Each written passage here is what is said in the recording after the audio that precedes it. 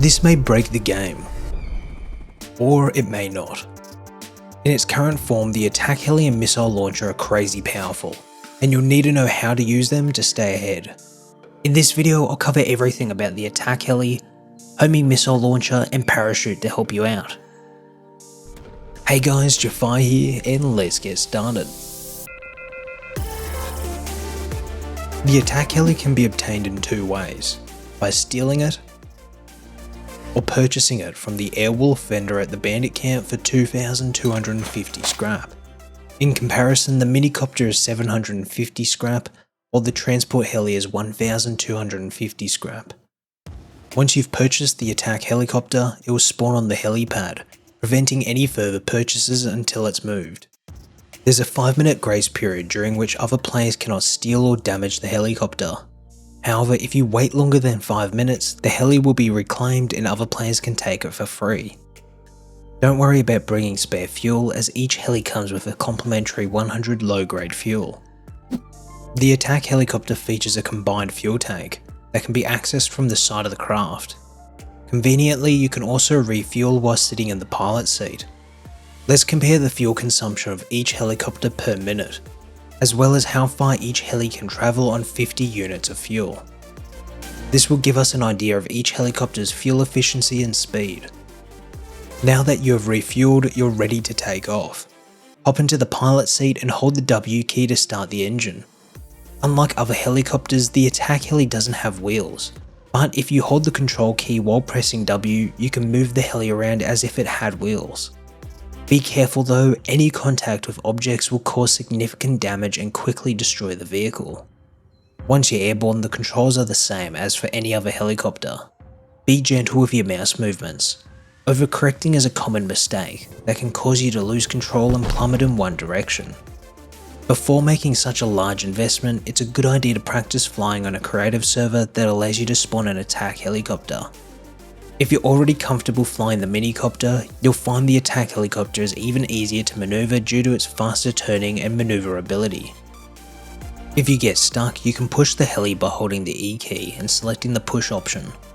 The attack heli also features a searchlight that can be toggled on and off with the F key, making it easier to fly at night and spot enemy players. The attack heli's primary feature is its ability to fire rockets from the pilot seat. You can load only high velocity and incendiary rockets into the tubes on the side of the heli, which will fire from right to left. Once you're airborne, you can fire your rockets by pressing left mouse button, with a small crosshair in the center of your screen to help guide your shots. After firing 6 shots, your rockets will enter an 8-second cooldown period, indicated by the cross. At the front of the vehicle, you can open up the turret UI to insert a custom gun or ammo. This weapon will be controlled by the co-pilot in the front seat, who can shoot the turret by opening up the camera. The gunner also has access to fire the rockets by clicking right-click. This displays an icon for where it will fire along with the ammo type, making it easier to use. If you want to exit the screen, just press spacebar. When you're out of the screen, the gunner can equip any tool or weapon to help. This includes a rocket launcher to act as a third turret. The weapon you put into the gunner seat will perform just around the same as it normally would. For example, here's the spread of the M249 while shooting from the gunner at 30 meters away, when compared to the spread from the same distance while standing. The gunner UI displays a compass, range, ammo count, and when the weapon is reloading. You can press R to manually reload. To avoid being shot down by the new homing missile launcher, you'll need to grab yourself some flares. Flares can be placed within the rocket tubes on the side. If you get locked on while flying, you'll hear this sound. And if the rocket is fired towards you, you'll hear this sound. Now it's a good time to deploy your flares by pressing right click, which will always distract the homing rockets. We'll cover the homing rockets a little later in the video. The gunner can also equip a flare and throw it off the edge to help deflect incoming rockets. Additionally, flares do not protect you against player or monument SAM sites, as they have no effect on their trajectory. Currently, fighting Bradley is way too easy and is likely to change in the coming weeks. With just a single person, it's incredibly easy to destroy Bradley with just 7 high velocity rockets if they all hit. You'll need to wait for him to leave the compound so you can avoid the SAM sites and fire at him from a range so you can dodge the shells.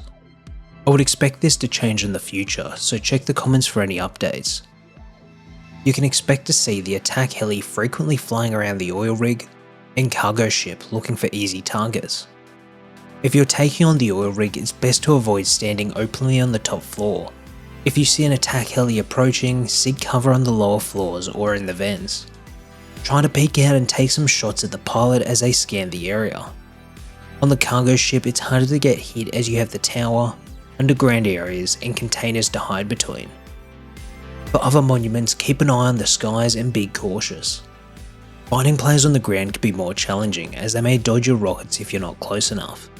Each time you shoot, the rockets will alternate between the left and right launchers, so it's a good idea to remember which side the rockets will be fired from as this will affect where they land. Firing 2 shots might surround the player, making it difficult for them to dodge it. The attack helicopter has 850 health, which falls between the minicopter and transport helicopter. Here's how many hits it can take for each type of weapon that might be used on it. If the attack heli is destroyed, the turret gear and rockets will be dropped on the ground. If you're nearby when an attack heli crashes, it's worth heading over to see if there's any valuable loot. The appearance changes when the vehicle is damaged, along with the jet producing a large stream of flames. To repair the attack heli, you'll only need metal fragments which will restore the appearance. The attack heli will completely decay after 8 hours of being outside and 48 hours while inside, like every other heli. Unfortunately, the attack heli is too tall to fit through a regular garage door. However, you can use a stone compound gate in front of a 1x3 structure that's 1.5 walls high.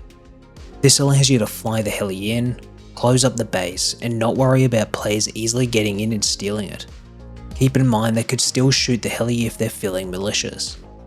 The gun turret on the attack heli can support a range of weapons including unique guns like the Ooyy pistol, pipe shotgun, and trumpet. However, a rocket launcher or grenade launcher cannot be installed. After firing 5 shots, your 6th shot will always trigger a cooldown period.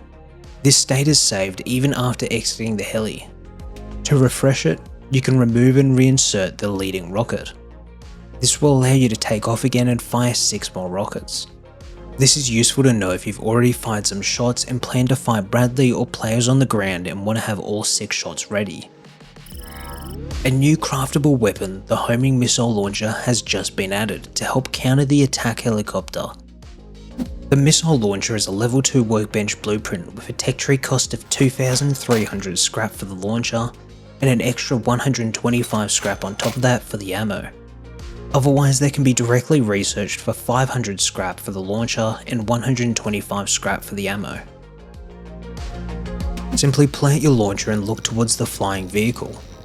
You'll hear a sound when you're locking on. When the lock-on indicator is completely filled, you can fire, causing the rocket to shoot up and away. You'll need to keep track of the vehicle, otherwise the homing missile can't lock onto its target. The lock-on will work for 350 meters before it cuts off, or 2 and a bit squares away.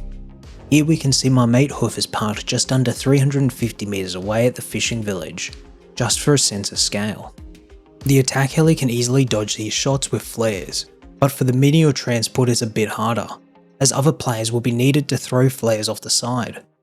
Even without flares, a bit of maneuvering is all that's required to evade the rocket. In total, you have 12 shots before the missile launcher is destroyed, and will need to be repaired within a repair bench. You're able to lock onto the patrol heli. However, after firing, the patrol heli always deploys flares, causing the rockets to fly off. 2 rockets are required to take down the mini or attack heli, with the missile dealing less damage to the transport heli, taking 4 shots to destroy. A craftable parachute has been added that gives you a second chance at life when dogfighting isn't going so well or you plan to invade a base from the sky. A parachute can be crafted at a level 2 workbench with a tech tree cost of 325 scrap, or it can be directly researched for 125 scrap. First, equip the parachute with the new dedicated slot. You can't equip a parachute if you're already falling or off the ground. Once equipped, you'll need to be at a location that is at least 3 walls high for the parachute to work. Now walk up to the edge and jump while holding spacebar. The parachute will then automatically deploy at the soonest available time. You can then press W to accelerate, S to brake, and A and D to steer. You can also pull out a tool or weapon while you're in the air, but you only have a smaller radius in which you can shoot. Unequip the weapon to start steering again. Once you touch down, the parachute will drop to the ground, allowing you to pick it back up and reuse it. Each time you use the parachute, it takes 20% durability off its health.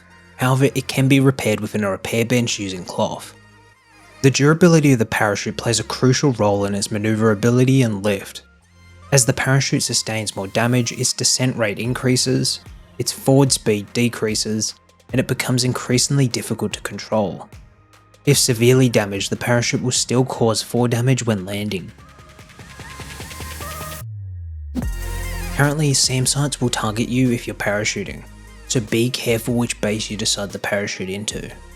However, even though the SAM sites at the launch site will target you, you can still do a jump to skip the red keycard door, and essentially get the Elite Crate's loot for free. Head over to the left side where you can find the light pole directly adjacent to the tower.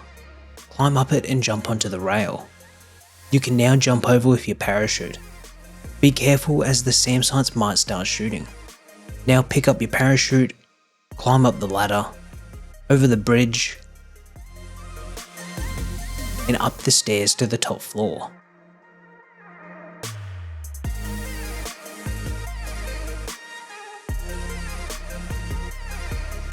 And that's it. Thanks guys for watching, and I hope to see you in the next one.